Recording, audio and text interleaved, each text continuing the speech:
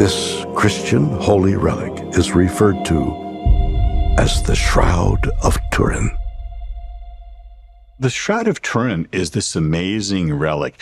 At bottom, it's a piece of cloth. It shows a very faint sort of image of a crucified man. And the crucified man calls us to remember Jesus' death and resurrection. The shroud is the cloth that his dead body is wrapped in.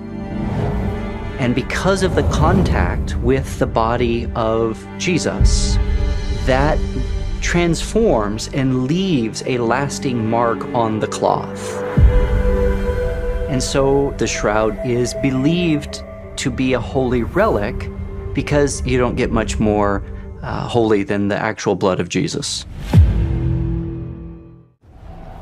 While people all over the world have been struck by its stunning imprint of the face of Jesus Christ, not everyone's convinced that the shroud is a genuine holy relic.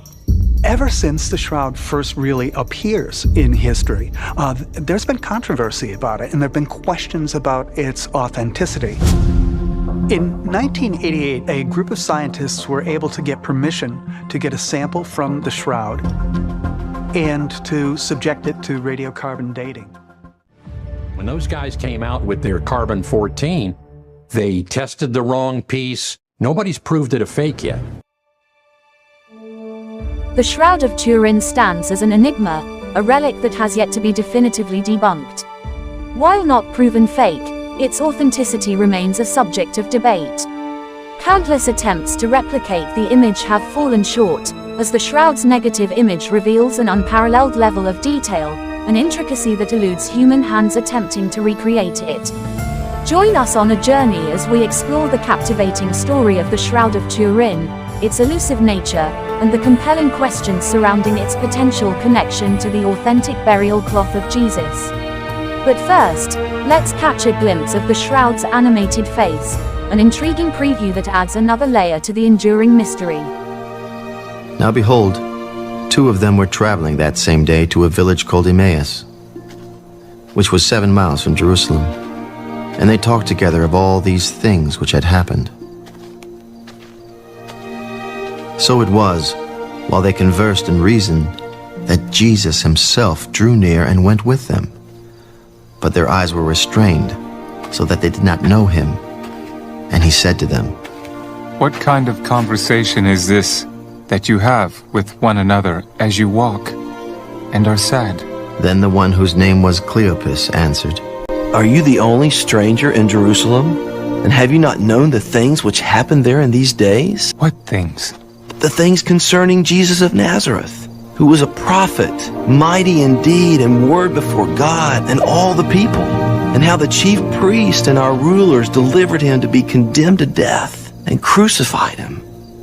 But we were hoping that it was he who was going to redeem Israel. Indeed, besides all this, today is the 3rd day since these things happened. Yes, and certain women of our company arrived at the tomb early, astonished us. When they did not find his body, they came saying that they had also seen a vision of angels who said he was alive. And certain of those who were with us went to the tomb and found it just as the women had said. But him they did not see." O foolish ones, and slow of heart to believe in all that the prophets have spoken. Ought not the Christ to have suffered these things and to enter into his glory? And beginning at Moses and all the prophets, he expounded to them in all the scriptures the things concerning himself. Then they drew near to the village where they were going, and he indicated that he would have gone farther. But they constrained him. "Abide with us, for it is toward evening, and the day is far spent."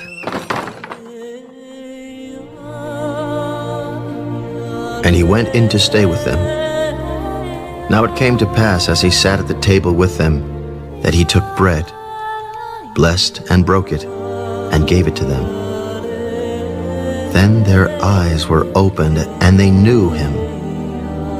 And he vanished from their sight.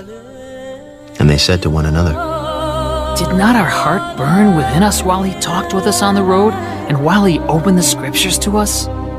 So they rose up that very hour and returned to Jerusalem and found the 11 and those who were with them gathered together. The Lord is risen, indeed, and has appeared to Simon. And they told about the things that had happened on the road, and how he was known to them in the breaking of bread. Now as they said these things, Jesus himself stood in the midst of them. Peace to you. But they were terrified and frightened, and supposed they had seen a spirit. Why are you troubled? And why do doubts arise in your hearts? Behold my hands and my feet, that it is I myself. Handle me and see. For a spirit does not have flesh and bones as you see I have. The shroud's negative image, seemingly counterintuitive for forgery, transforms into a detailed positive when colors are reversed. In times past, such manipulation was inconceivable. Consider, could a forger accidentally recreate conditions and foresee 20th century technologies? That's highly improbable, isn't it? Analyzing the image adds more layers to the mystery. With 3D characteristics unlike photos or art, a VP8 3D rendering machine shows a 95% confidence in linear correlation, indicating a real body. No substances on the cloth match the image, ruling out common methods. The dotted, rapidly aged fibrils defy typical photographic processes or UV light. The shroud's enigma persists, challenging our understanding of both science and technology. Forensic pathologists scrutinizing the shroud unveil remarkable details: facial swelling, a Nazareth-style braided ponytail, and wounds with serum rings visible under UV light, testaments to authenticity. The meticulous depiction defies the motives of forgers from that era. The shroud, akin to a crime scene, hosts real human blood with diverse stains, from clotting to arterial and venous sources, spanning post-mortem and life-occurring moments. Its narrative unfolds in the intricacies, painting a vivid and medically accurate portrait that transcends the artistry of its time. The shroud's intrigue deepens with findings like undetectable limestone fragments found at the nose, knee and feet matching Jerusalem tombs, Israel native pollen, and whilst still debatable for now, flower imprints like that what normally occurs pressed in a book. Echoing significance across centuries, recent dating tests affirm its antiquity. The anatomically precise, rigor mortis adorned figure aligns with a crucified 1st century man, strengthening the compelling narrative that this sacred relic enshrouds none other than Jesus, the Christ, the Son of God. This is a sign from God. If we have seen a divine moment frozen in time of the resurrection, it gives hope to everyone who believes. We can know that death is not the final chapter, and through faith in the crucifixion, death and resurrection of Jesus Christ, the hope of our own resurrection emerges. This Christmas, as we celebrate the birth of the light of the world that came to save us, let us find joy and inspiration He gave us in the miraculous depiction of His resurrection.